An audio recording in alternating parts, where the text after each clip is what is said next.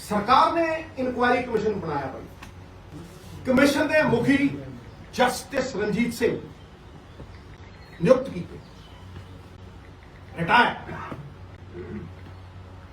पड़ताल करके prima फशाई evidence सारे पंजाबियों को समझा दें जो दिखता है उस दोषियों के नाम सार्वजनिक करके कहा कि इन्हां दे उत्ते कॉग्निजेबल ऑफेंस बनता है। कॉग्निजेबल उसका मतलब कि बहुत सीरियस किस्म का दोष लगता है।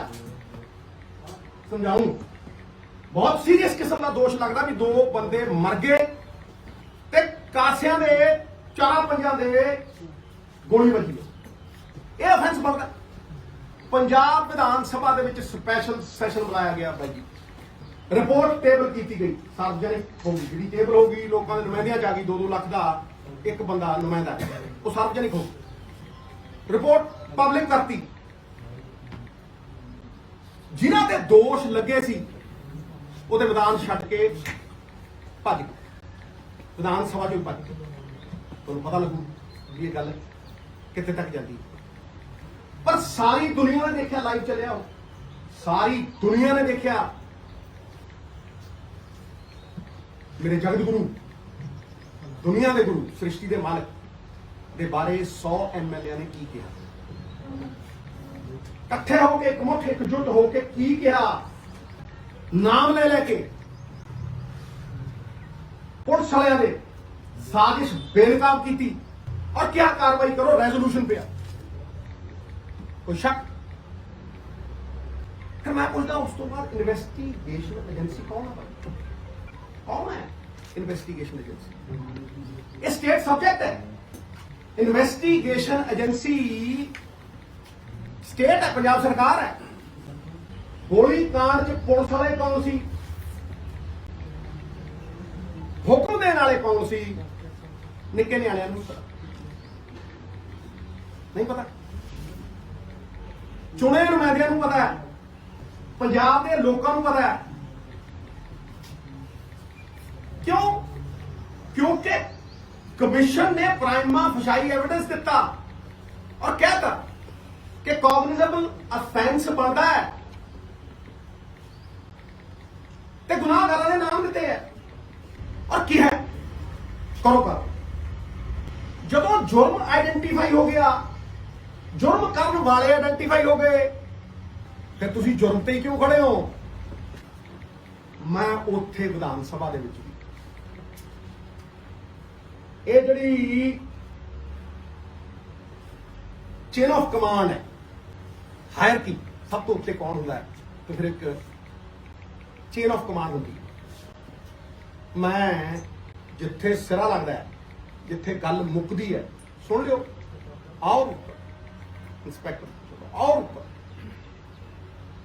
IG कहना और ऊपर ते और ऊपर, फिर मैं उस कमांड सेंटर का आखिरी कड़ी जो DGP ते चीफ मिनिस्टर प्रकाश सिंह बादल साहब की गलबात रात को 2:30 बजे, 2 फोन।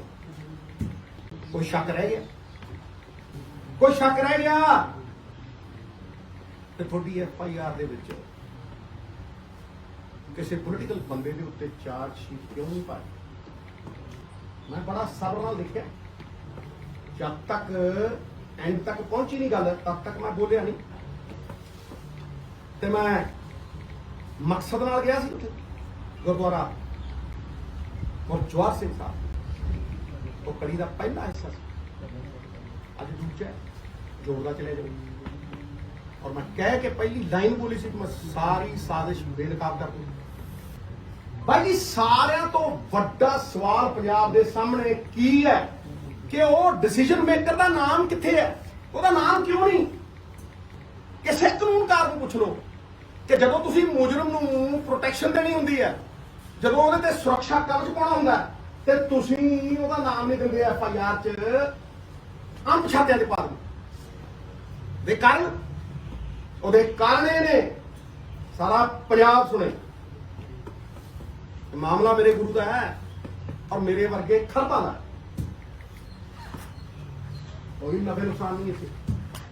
ਜਦੋਂ ਤੁਸੀਂ ਅਣਪਛਾਤਿਆਂ ਤੇ ਦਿੰਦੇ ਹੋ ਅਰੈਸਟ ਨਹੀਂ ਪੈਂਦੀ, ਤੇ ਜਦੋਂ ਤੁਸੀਂ ਕੋਪ ਕਰਕੇ ਪ੍ਰਾਈਮ ਫੈਸ਼ੀ ਐਵੀਡੈਂਸ ਲੈ ਕੇ ਤੁਸੀਂ FIR ਤੇ ਨਾਮ ਪਾਉਣੇ ਹੋ, ਤੇ ਫਿਰ ਜਦੋਂ ਕੌਗਨੀਜ਼ੇਬਲ ਅਫੈਂਸ ਬਣਦਾ ਜਿਹ ਚ 7 ਸਾਲ ਤੋਂ ਉੱਤੇ ਦੀ ਕੈਦ ਹੈ, ਅਰੈਸਟ ਪੈਂਦੀ ਹੈ, ਠਾਹ ਕਰਦੀ, ਕਾਰਵਾਈ ਅੰਜਾਮ ਤੱਕ ਪਹੁੰਚਦੀ ਹੈ।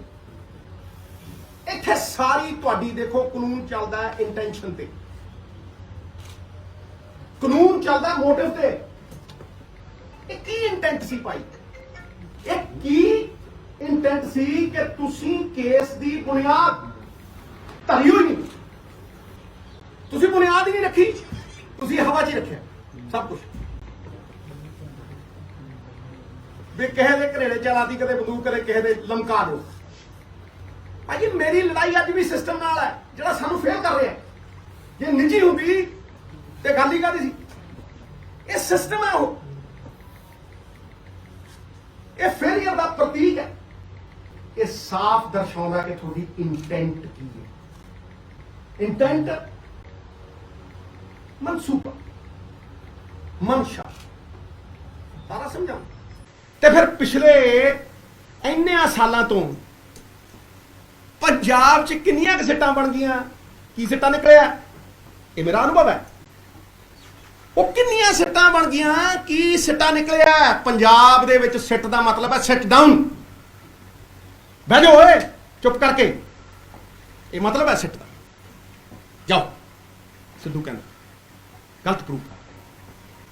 ਬਾਈ ਜੀ ਗੱਲ ਤੱਥਾਂ ਦੇ ਆਧਾਰ ਤੇ ਕੀਤੀ, ਨਾ ਕਾਹੂ ਸੇ ਦੋਸਤੀ, ਨਾ ਕਾਹੂ ਸੇ ਬੈਰ।